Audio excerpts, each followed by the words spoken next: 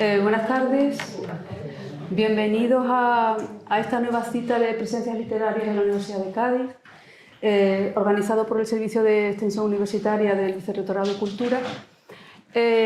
Son ya casi 30 años, creo, Salvador Catalán, de presencias literarias, y por aquí ha pasado gente muy importante de la literatura española. Creo que nos ha ofrecido las presencias, el panorama realmente de lo que ha sido la literatura española contemporánea de los últimos 30 años, nombres muy granados. Pero yo creo que, bueno, no creo, para mí, que por la amabilidad y la gentileza de los compañeros de extensión, han contado conmigo en numerosas ocasiones para presentar a muchos escritores que han pasado por aquí. Para mí, sin embargo, tengo que decir que hoy es una ocasión muy especial, y yo creo que para muchos de los que están aquí también lo es, porque tengo la suerte de acompañar a un escritor al que tengo muchísimo aprecio, más bien diría cariño y admiración. Entonces, eso no ocurre en cada una de las presentaciones en las que yo he tenido la suerte de estar, ¿no? Es un momento muy especial para mí. Y hablando el otro día con Salvador Catalán, que es el director de las actividades culturales, me comentaba que las presencias se habían pensado siempre como una oportunidad para traer a Cádiz a escritores que normalmente su voz no podía ser escuchada, o gente que no pasaba por aquí habitualmente. Y era una oportunidad de traer a la periferia a nombres muy granados, como digo, del panorama literario, no solamente español, sino de ultramar, hispanoamericano. Curiosamente, hoy tenemos, digo otra vez, el honor y la suerte de contar con un escritor que realmente parece que es de acá, ¿no? Muy cercano, un escritor de tan cerca como es Arcos de la Frontera, y sin embargo yo diría que es un escritor también de muy lejos, porque en cierto modo Pedro Sevilla, ya digo su nombre, es una especie de secreto muy bien guardado, de un milagro que hay que merecerse o al que hay que llegar, ¿no? Que hay que buscar. Bienvenido, Pedro Sevilla, a la Universidad de Cádiz. Muchísimas gracias. Estoy realmente emocionado de la acogida de esta institución y todavía más de la acogida humana de este público en el que tengo grandísimos amigos, de personas a las que quiero y admiro, y quiero hacer una mención especial a mis paisanos porque realmente es emocionante comprobar cómo te quieren tus amigos y cómo son capaces de hacer un montón de kilómetros una tarde-noche de noviembre para acompañarme. Así que gracias a mis paisanos, porque una vez más, y no hace falta comprobación, pero una vez más me habéis hecho llegar vuestro cariño. Bueno, mi intención es hacer una especie de recorrido por la biografía y por la producción literaria de Pedro, también pidiéndole, y le he pedido expresamente, con la lectura de algunos poemas. Y para eso me he servido, entre otras cosas, de la relectura del maravilloso libro que es La Fuente y la Muerte, este libro de memorias que fue seguido por una segunda entrega, ¿no? Que es El amor es ahora. Y bueno, a través de esas memorias y de la relectura de sus poemas, pues vamos a intentar navegar, ¿no? por este mar que espero que sea calmo. Y bueno, ¿por dónde empezamos? Yo, hablando de las memorias, siempre recuerdo las memorias de Cesare Pavese, que son magníficas también, El oficio de vivir, donde él siempre empieza diciendo: todo está en el comienzo. Y creo que esa frase en ti, Pedro, es fundamental, ¿no? Es decir, creo que hay que empezar por tu infancia, ¿no? Por ese niño que nace a finales de enero del 59 en Arcos de la Frontera, ese niño torpón. Y yo quiero que me hables de ese niño torpón, que nace de la mano de su abuela paterna, que fue tu partera, ¿no? Y que tu abuela Antonia decía: parece tonto, pero sabe mucho, ¿no? Háblame de ese niño, ¿no? Hábleme de ese niño. Bueno, yo creo, no sé qué escritor dijo que la nuestra biografía no empezaba con nuestro nacimiento, sino que empezaba con el de nuestros padres. Yo eso creo que sí, yo creo que no nacemos un día determinado, pongamos 31 de enero del 59, sino que nuestro mundo viene ya de muy atrás, ¿no? Pero bueno, sí, yo soy ese niño retraído, ese niño tímido y miedoso que en los primeros años 60, pues bueno, descubren en la casa que no es un niño muy espabilado, pero que en contrapartida trae las mejores notas de la clase. Incluso el maestro le dice a la abuela, lo cual la llena de orgullo y satisfacción, como se diría hoy, le dice a la abuela que el niño es una eminencia, que lo lleven al colegio de La Salle a ver si pueden sacar algo de esto, tal.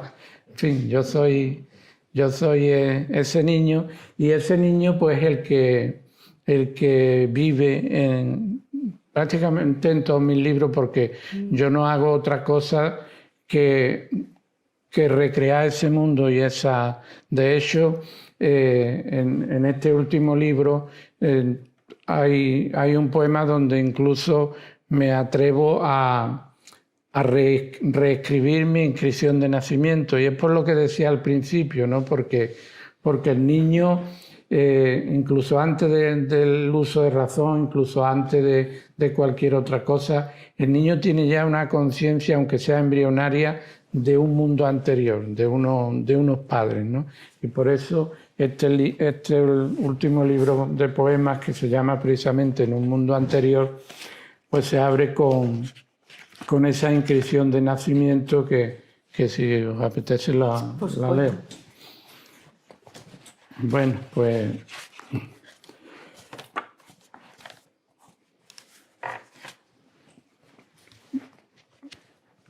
no creo que el poema necesite explicación, pero bueno, todos sabemos eso, que cuando nacemos nos van nuestros padres al registro civil, en mi caso en la calle Cuna, en Arcos de la Frontera, y llevan un papel de la partera diciendo, mire, que ha nacido este niño y que lo vamos a inscribir. Pues yo recreo mi inscripción de nacimiento así. Lo dice este papel. Aquel febrero de hace ya tantos años, una muchacha sube las calles empinadas de su pueblo, ateridas de frío, para inscribir a un niño que nació de su entraña adolescente. Lo dice aquí, en enero 31, año 59, calle Molino 12, varón, hijo de Ángeles, y va a llamarse Pedro. La imagino radiante, con ese chaquetón de todos los inviernos abrigándole el cuello, lleno el rostro de luz y de inocencia y los pechos turgentes, rebosantes de leche, llegando a la oficina del registro, una lóbrega sala atestada de tomos donde consta el linaje, el amor y la muerte de todos los del pueblo. Lo dice madre aquí, y está su firma, torpe, conmovedora, entre las dos firmas del juez y el secretario. Hoy, entre mis papeles, he encontrado esta hoja que da fe de que existo, de que fuimos, y a través de ella quiero, con estos versos míos, recrear todo un tiempo que ya se ha clausurado, pero que resucita en esta noche oscura, trayéndome de nuevo todo lo azul del mundo. El azul de sus ojos y los azules trazos de su firma, hecha con una tinta que ahora lo sabemos dura más que la sangre. Esa es la inscripción de nacimiento. Bueno, este poema pertenece al último libro que has publicado, En un mundo anterior, y Juan Manuel Fernández de la librería Manuel de Falla no está aquí, pero está Mari, y precisamente ayer hablábamos de este poema que tanto a él como a mí nos ha causado muchísima impresión. Y él decía, tomo sus palabras, que para él cerraba el ciclo, ¿no? Un ciclo, el ciclo de tu poesía en realidad, ¿no? En cierto modo. Me voy otra vez a la infancia, ¿no? Porque este es casi el final, ¿no? El final en el que estamos ahora. No el final de todo, porque hay un futuro, pero el final a dónde llegamos. Tú naces y, bueno, eres ese niño raro y hay en ti un segundo nacimiento que es en torno a la preadolescencia, 12, 13 años, ya estás en la Salle. Entonces tú lo describes muy claramente como ese niño que está fuera del tiempo, en un tiempo sin tiempo, siente la inmersión en el tiempo, ¿no? En el tiempo raro, el peso, ¿no? Que también viene de la mano de la muerte de tu tío Frasquito, ¿no? Sí. Hay un descubrimiento en ti, pienso lo que tú vas contando, ¿no? Y pienso, no sé si estoy equivocada, que curiosamente ese despertar, ese nuevo nacer que es doloroso, ¿no? Porque es la pérdida, que para ti creo que es un concepto fundamental, la pérdida del paraíso, ¿no? Esa pérdida. Sí. Coincide, no sé si estoy equivocada, en cierto modo esa pérdida con el descubrimiento de la literatura como lectura. ¿Estoy equivocada? Porque la lectura, creo, de don Antonio Machado, de Dostoyevsky, no sé, háblanos de ese segundo nacimiento, ¿no? Bueno, la verdad es que yo fui un niño lector. En mi casa no había tradición lectora. Bueno, mi familia es una familia modesta, mi padre era jornalero, mi abuelo era electricista. En mi casa no había, ya digo, tradición lectora. Eso sí, había una tradición que era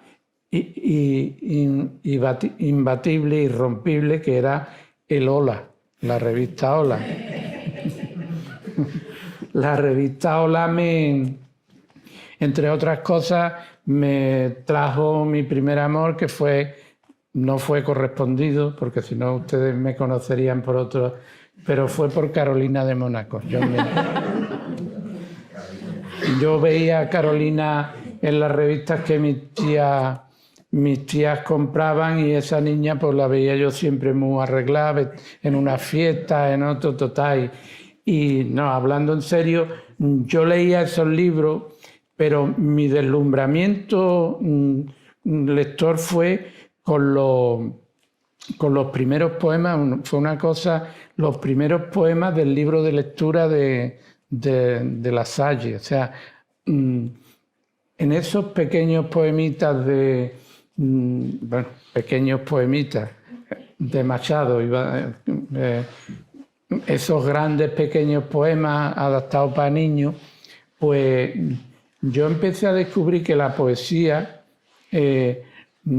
además de para comunicarse, empecé a entender que el lenguaje, además de para comunicarse, para pedir pan o pedir abrigo, tenía una música que hacía más grande a las palabras y que hacía más grande a la realidad.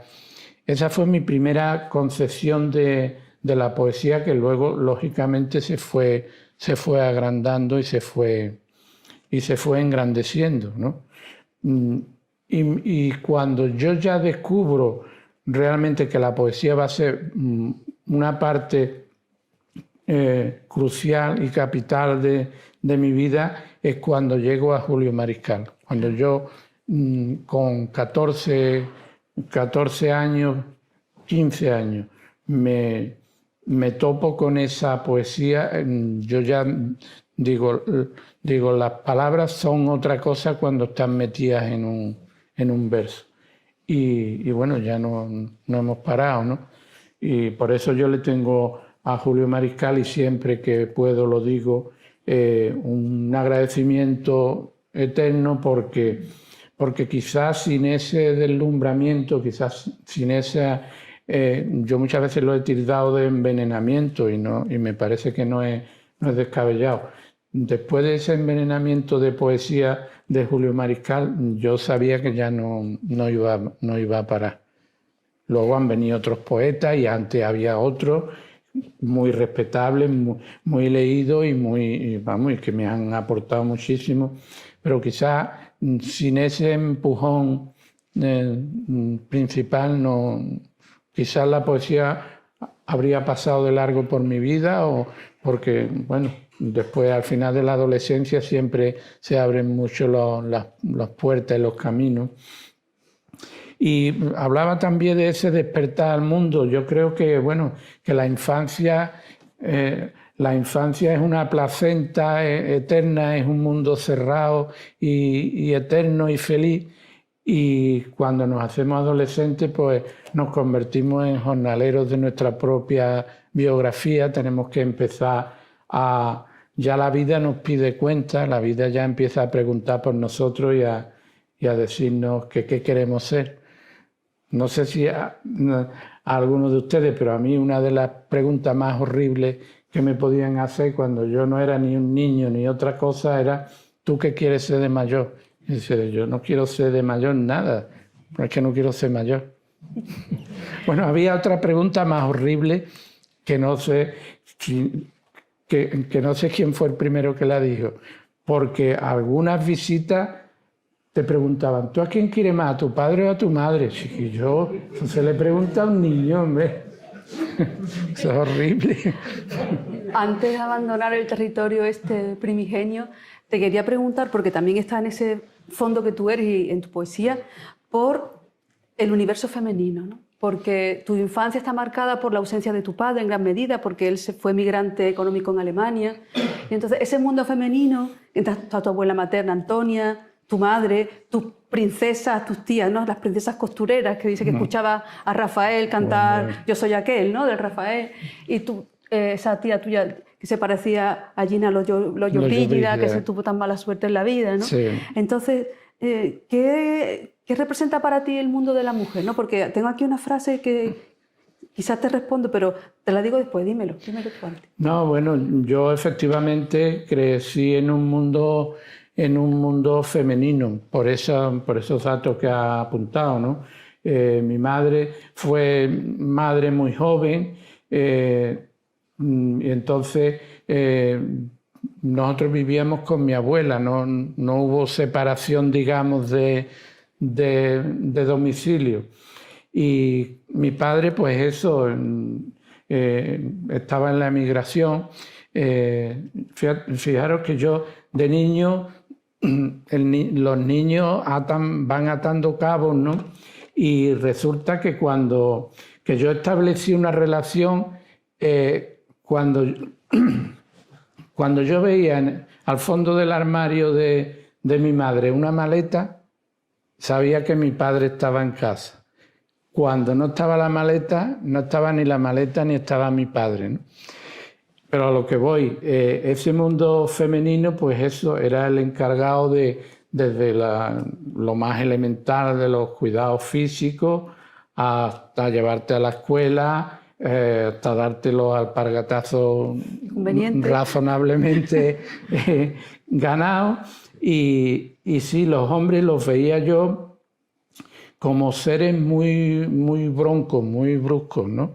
Los hombres que yo conocía, pues estaban en la acera de enfrente, que había una cuadra apaleando a los borricos, o estaban en la taberna jurando, peleando por un fuera de juego de tal o del cual. O sea, que veía a los hombres como eso, como seres brutos. Sin embargo, la ternura y los cuidados y todo ese mundo apacible que yo siempre he buscado, lo encontraba en eso, en las mujeres, sobre todo, muy especialmente en mi abuela Antonia, porque fue una mujer que nos quería tanto que uno podía ser feliz sin ninguna distracción. Ella era la seguridad y la fortaleza, y entonces uno se dejaba llevar por ella. Dices tú, las mujeres son una especie milenaria y sabia, los hombres tan funestos, tan tristes, tan violentos. Sí, son tus palabras. Así eran. Tuviste una adolescencia movida, bueno, estuviste en Barcelona, sí. Estuviste por Cádiz, ¿no? Sí. Y después ya desembarcas en los juzgados de Arcos de la Frontera, ¿no? Sí. Ya casi en el umbral de ser padre, ¿no? Porque sí. tú tuviste una rápido Sí. paso por la adolescencia, ¿no? Sí, fue una adolescencia, eso, rápida. Además fue una adolescencia, y bueno, por ahí andan los libros también. Nosotros fuimos adolescentes cuando España lo era también, me explico. Cuando muere Franco, yo tenía 17 años y toda esa etapa dura, digamos, de la transición, pues yo era también un adolescente, ¿no? Entonces era imposible sustraerse a ese mundo bronco también, violento, peligroso.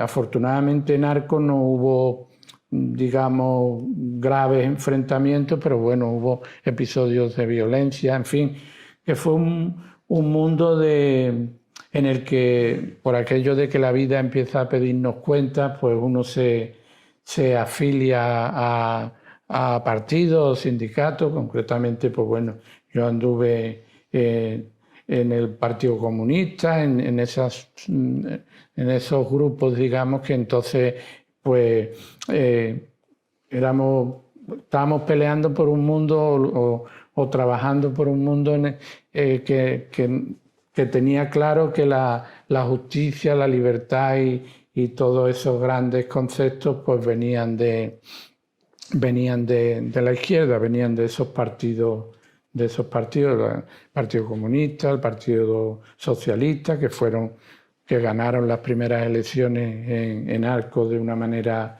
muy holgada. Quiero decir que ese mundo, un mundo rápido y un mundo... Lo que pasa es que, bueno, luego ya pues vino la paternidad, muy precoz, efectivamente, y también vino ya, digamos, la relajación que fue también paralela a la relajación de España, ¿no? España, afortunadamente, el clima se fue calmando, nuestra democracia, sin ser perfecta, pero adquirió unos tintes modélicos y bueno, pues también yo fundé una familia y demás, ¿no? Te quería preguntar precisamente por esa faceta tuya, ¿no? Tu compromiso político, que bueno, ya has entrado en eso. ¿Y cómo ves esos años ahora, ¿no? Ese compromiso, ¿cómo contemplas tú ahora la actitud o cuál debe ser la actitud de un escritor intelectual respecto a la política? ¿Te desdices de tu pasado? ¿Lo asumes? ¿Cómo lo miras con el paso del tiempo? Hombre, lo asumo porque uno tiene que asumir todo lo que ha sido. Lo que ocurre, vamos, primero y principal, yo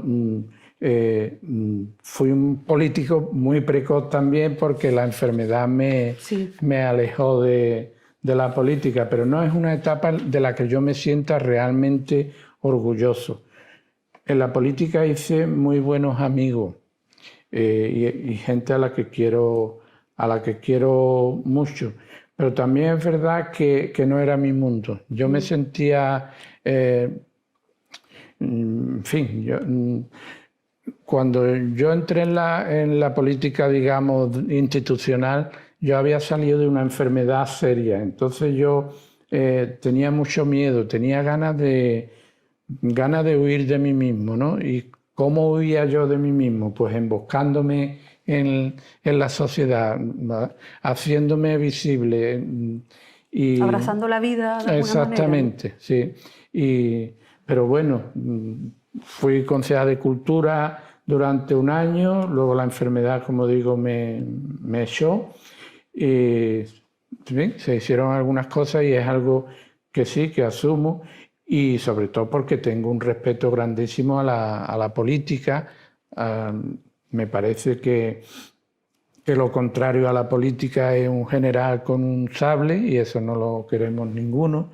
Y la política, pues bueno, tiene que tener el respeto de todos nosotros. Yo, como ciudadano y como escritor, lo tiene. Eso independientemente de los casos puntuales de personas que no merecen estar en las instituciones, pero que se cuelan como en todos lados.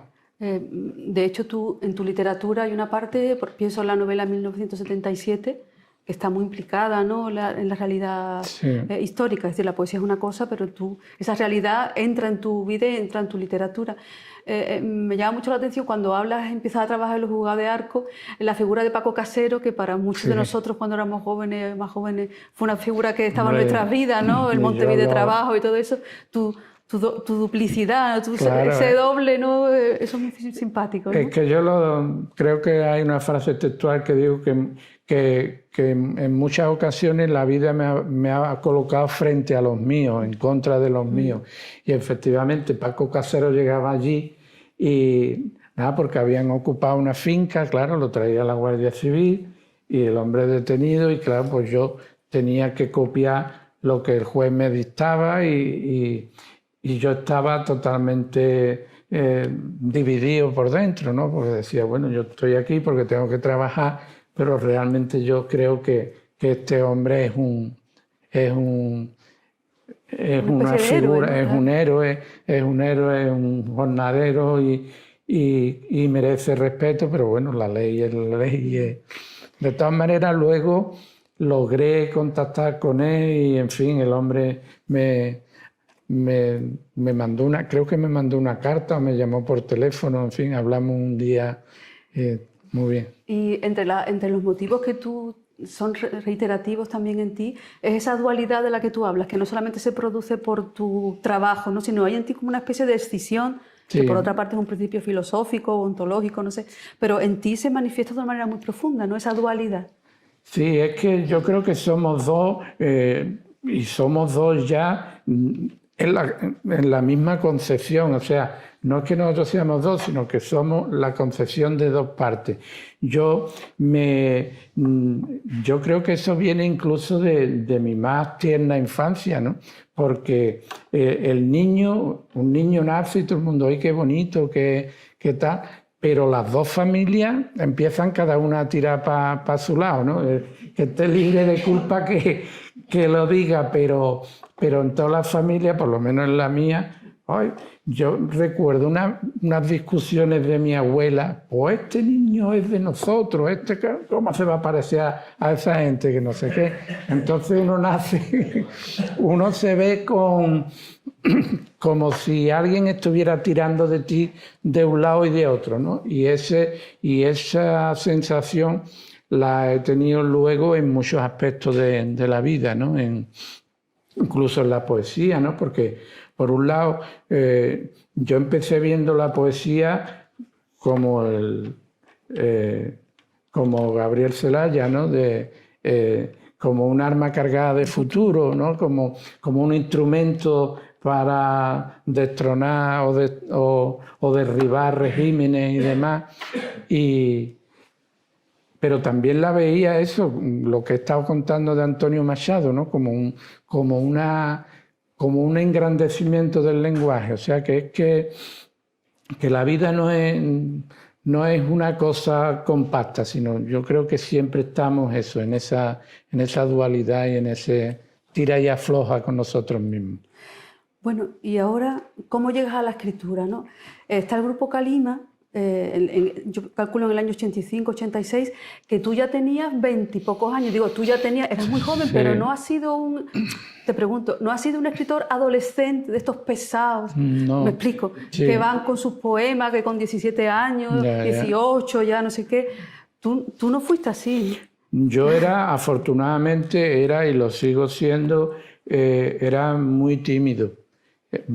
Ahora ya soy hasta dicharachero, pero he tenido durante la baja adolescencia y sobre todo durante la infancia, me escondía del trato humano, ¿no?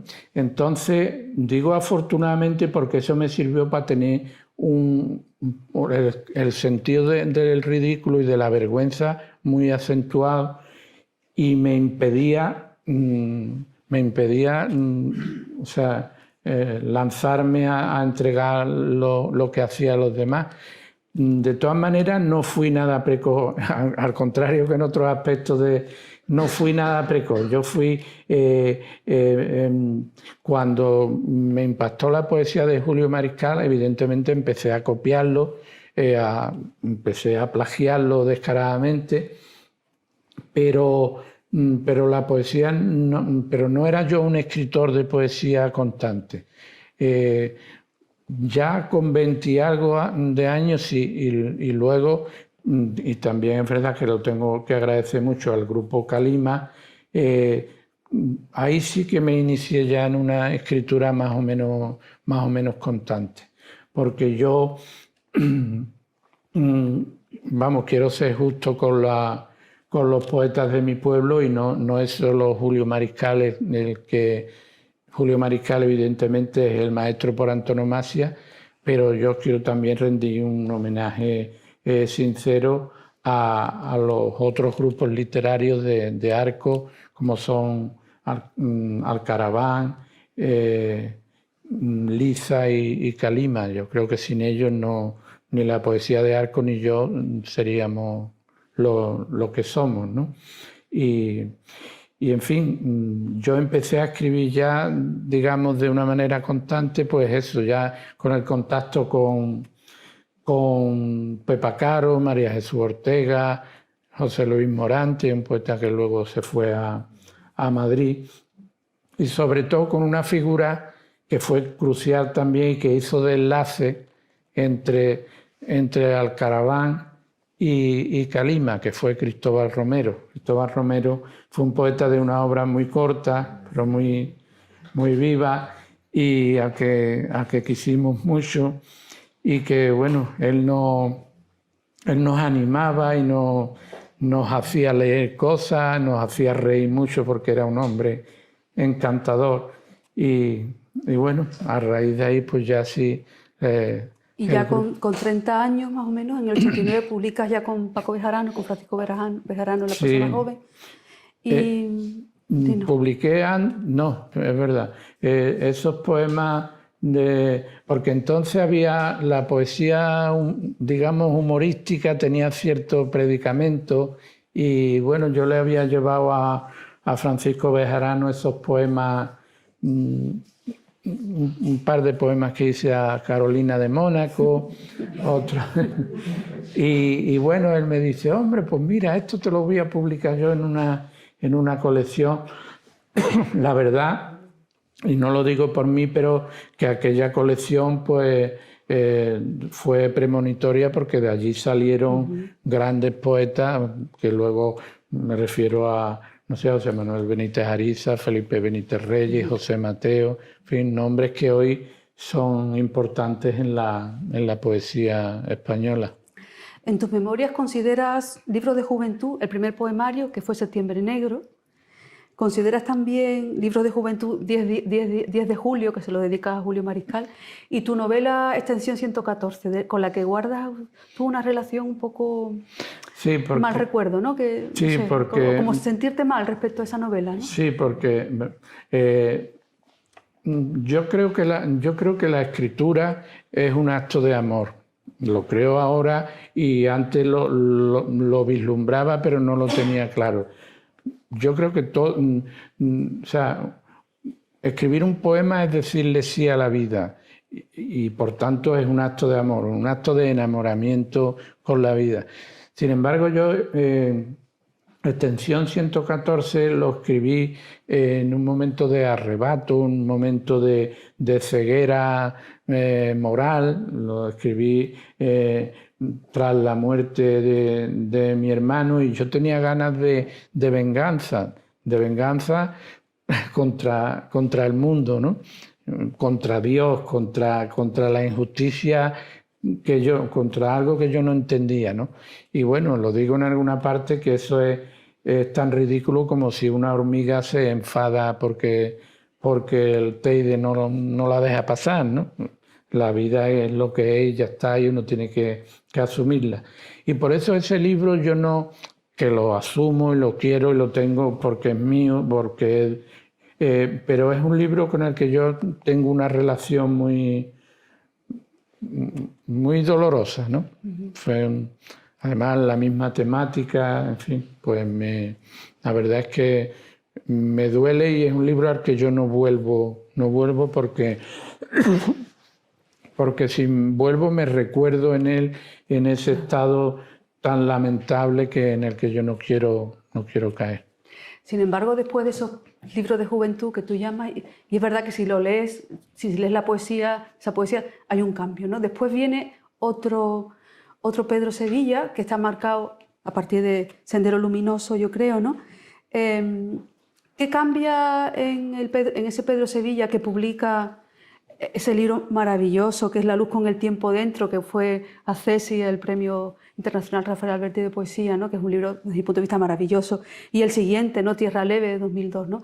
¿Cuál es el paso hacia esa madurez? ¿Cómo lo transitas, ¿no? ¿Qué ocurre ahí, ¿no? ¿Qué poesía dejas y qué mundo poético buscas ahora, ¿no? Bueno, es que, verás, hay otra... mi vida ha tenido dos impactos que me han creado, ¿no? Aunque sea un poco paradójico, es un impacto que te crea, pero así lo veo yo. Tras el impacto de la poesía de Julio Mariscal, viene ya en la madurez otro impacto, que es mi encuentro con la poesía, no solo con la poesía, sino con la conducta de otro grande, un gran maestro, que es José Mateo. Ahí ya yo llego a otra concepción de la poesía. Ya digo que al principio empiezo incluso, pues eso, como un arma de destronar y destruir regímenes, en fin, yo me soñaba un poeta declamando en las fábricas y una cosa ridícula, ¿no? Y cuando yo entro en la órbita de José Mateo, descubro otro mundo, que es el mundo del asombro, de la maravilla de la existencia, de la poesía como algo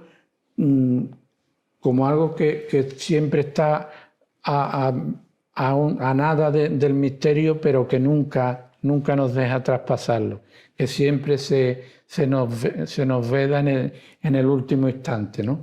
Y esa pasión, que es también amor a la vida y que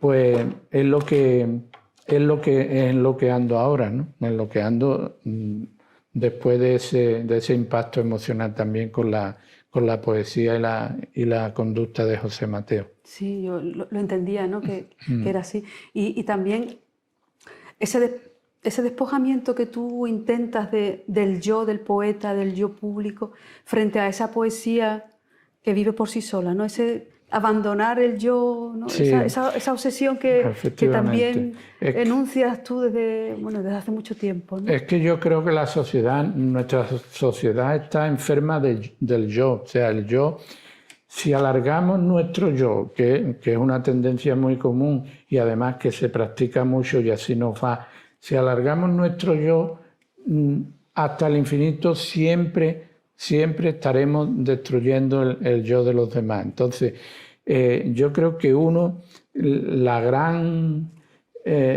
gran proyecto humano, al menos el que yo tengo, es el de descreacionismo. Creo que esto es un término de Simone Weil. O sea, es de quitarse uno de en medio, algo que también he aprendido de José Mateo, que es quitarse uno de en medio para que la realidad, para que el mundo y la poesía puedan brillar por su cuenta. Lo que quiero decir es que si nuestro yo engorda tanto, lo que hace es obstruir el mundo, obstruir la realidad, impedir que la vida y esta maravilla que disfrutamos se pueda desarrollar en su esplendor. Por eso yo creo que los poetas lo que tenemos que hacer es quitarnos de en medio para que nuestra poesía brille por su cuenta. Bueno, tu poesía brilla por su cuenta, desde luego. Y respecto a la novela, ¿cómo te sientes, ¿no? Hemos hablado de Extensión 114, 1977, Los relojes nublados. ¿Cómo te sientes tú como prosista? Bueno, yo como novela, la gente que me quiere me ha dicho, la novela es lo más flojo que tú tienes. Y es verdad, sí. Sí, porque yo no soy un creador de historia, yo soy un contador de mundos, creo. Yo cuento el mundo y ahí está la fuente y la muerte o el amor es ahora, porque lo que hago es recrear esa maravilla que en la que he crecido, ¿no? Pero luego ponerme a contar, a crear un mundo, la verdad es que no me... De hecho, no tengo intención, si tengo tiempo, si Dios me da salud, como decimos en el pueblo, si Dios me da salud, no tengo ninguna intención de emprender ningún proyecto novelístico. Otra cosa es que de memoria o de otro tipo. Porque tu prosa memorialista es poesía, es una prosa poética Sí, de una es intensidad, una depuración difícil de conseguir. Bueno, no quiero eludir un terreno que a mí me interesa especialmente, me interesa. Tú, muy joven, pasaste por una enfermedad muy grave, por un cáncer muy grave. Al año o a los 2 años, no sé, porque la cronología no la sé exactamente. Siendo concejal se te desata una leucemia, que además eso que cuentas de que estás en la habitación de aislamiento y te pasan el acta de concejal para que renuncies al acta.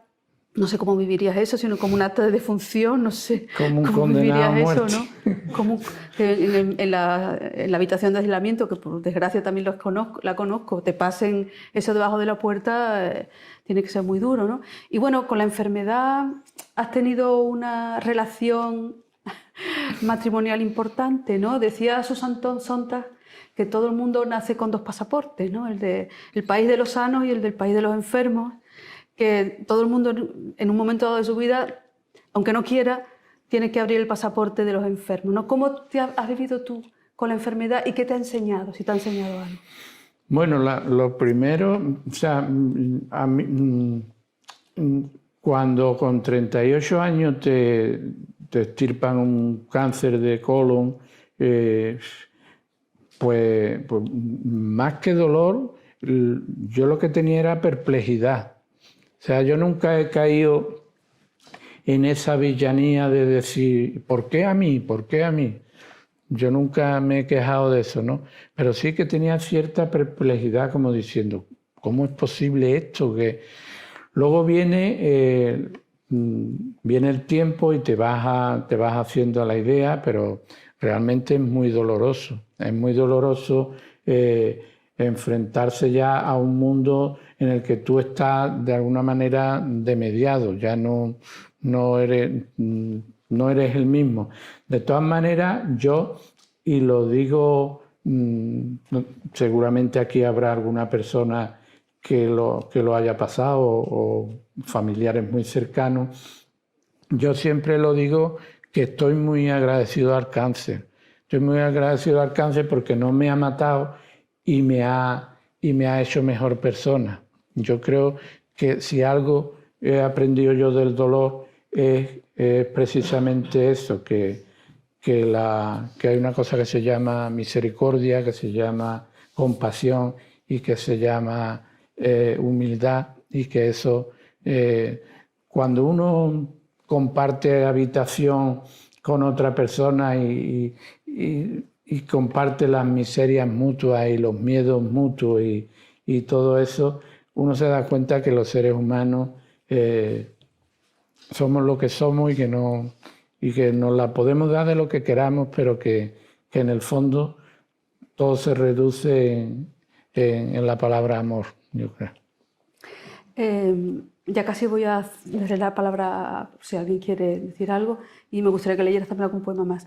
La poesía tuya es una poesía de Honduras, aparentemente sencilla, pero marcada, creo, por una perfección rítmica y una limpidez que es como la de la ropa limpia, pero la ropa limpia de las abuelas, las que se lavaban con ceniza, ni siquiera con detergente, ¿no?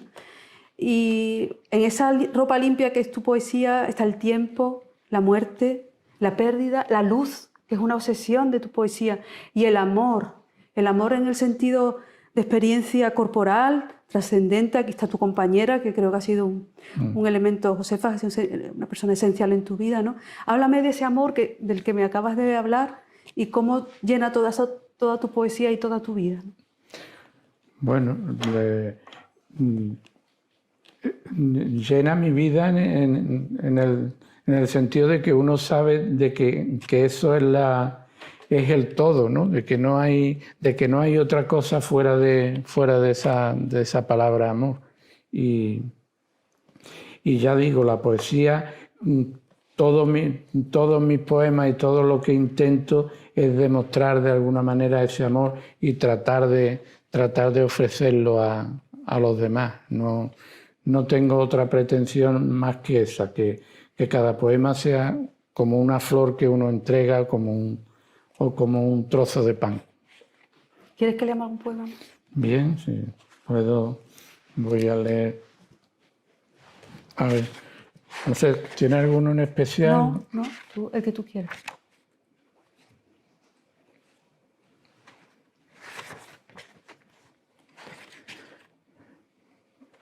Voy a leer. Vaya, aquí. Mientras lo encuentras, bueno, recordar que él tiene 2 libros de memoria, que es La fuente y la muerte y El amor es ahora. Y La fuente y la muerte termina justamente con el fallecimiento de su hermano y de tu padre, ¿no? De tu padre, que creo que marca también en tu vida un ciclo, ¿no? Sí. Un ciclo vital, ¿no? Como para casi todos los que vivimos esa experiencia, ¿no? Sí, la verdad es que la muerte siempre divide el tiempo en dos. Hay un antes y un después de toda muerte y claro, la muerte de los padres pues siempre cierra casa, y es un volver a empezar, pero con la mochila bien llena. Y las segundas memorias, El amor es ahora, está tu madre, claro. Sí, la segunda, el amor es ahora, cuento el proceso de deterioro físico y mental de mi madre tras su enfermedad de Alzheimer y luego su muerte. Bueno, vamos a leer un poema. Sí, perdonadme, es que estaba buscando uno que no soy capaz de encontrar. Bueno, voy a leer este mismo. Como hemos hablado de enfermedad, pues paso, ahora no tanto, gracias a Dios, pero en una época pasaba casi tanto tiempo en la sala de espera de los hospitales que en la sala de estar de mi casa. Y en una de esas salas de espera presencié un acto de amor maravilloso que es algo que a mí siempre me ha emocionado desde mi infancia, cuando ya veía a mi madre darle de mamá a mi hermana, y además lo hacían en la puerta de la calle, que el acto de amamantar a un niño no era ni mucho menos nada vergonzoso ni nada privado.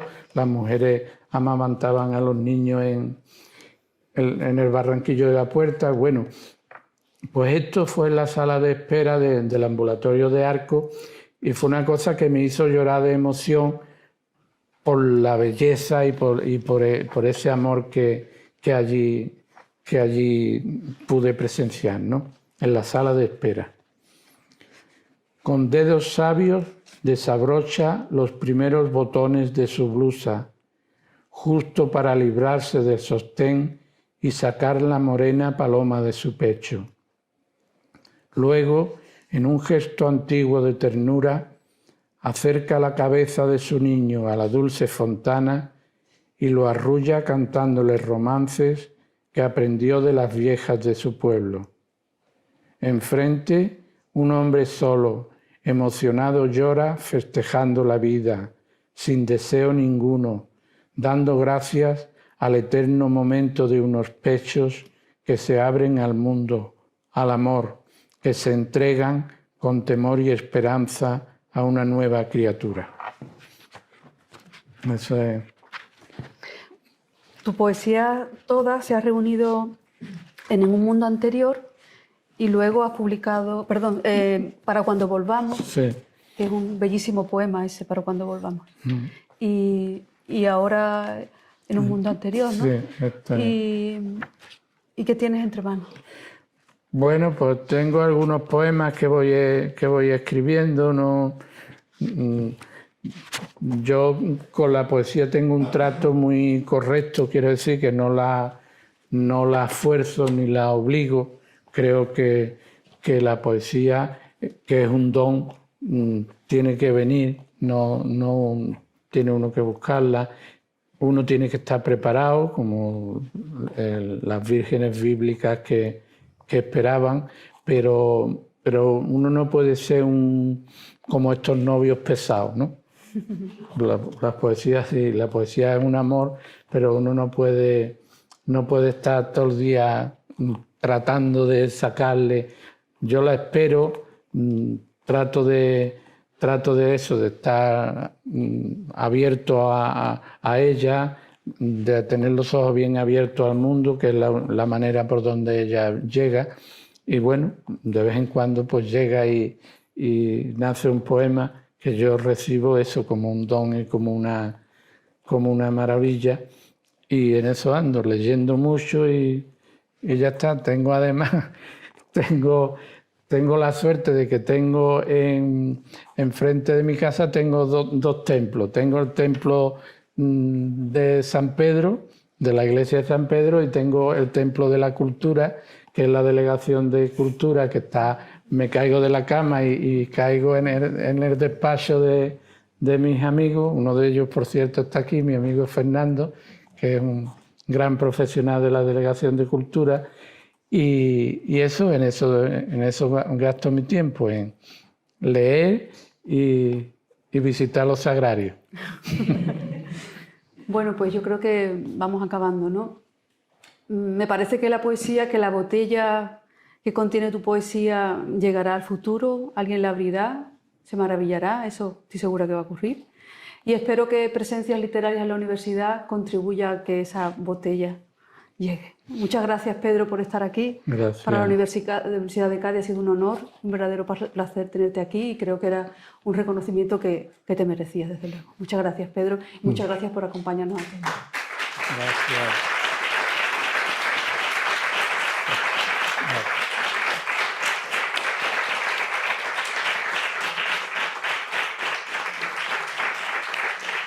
Bueno, pues, muchísimas gracias. Yo no quiero acabar sin demostrar que soy bien nacido, lo agradecido.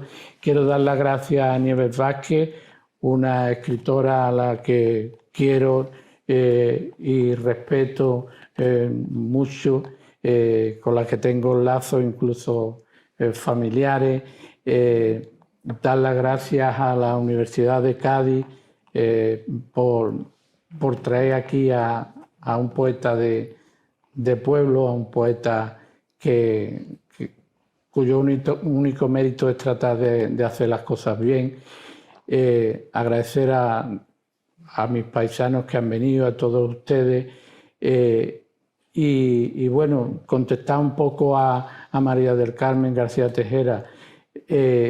Le agradezco sus palabras, pero también es normal y es necesario que conste que ella y José Antonio Hernández son otros dos grandísimos difusores de la obra, no solo de Julio Mariscal, sino de todos los poetas de Arco. A ellos dos, solos o por separado, se le debe muchísimo de lo que suena fuera de Arco, Alcaraván y los demás grupos.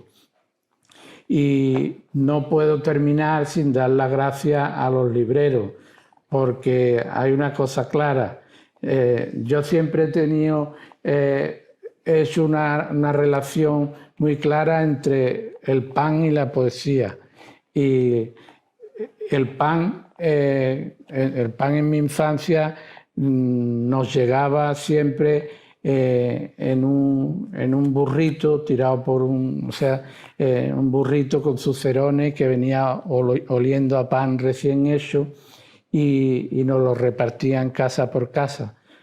Pues aquel panadero y los libreros pues son iguales, a lo que voy, que sin los libreros, sin estas personas que abren sus tiendas todos los días y ponen en sus escaparates nuestros versos y nuestras vanidades, la poesía sería mucho menos. Así que yo quiero hacer delante de ustedes un sentido homenaje a los libreros y muy especialmente a la librería Manuel de Falla, que lleva medio siglo acercándonos a todos el pan tierno de la poesía, el pan de los libros, y que, como digo, sin ellos ya uno puede partirse todos los días los codos tratando de escribir, que no hay difusión. Así que muchísimas gracias.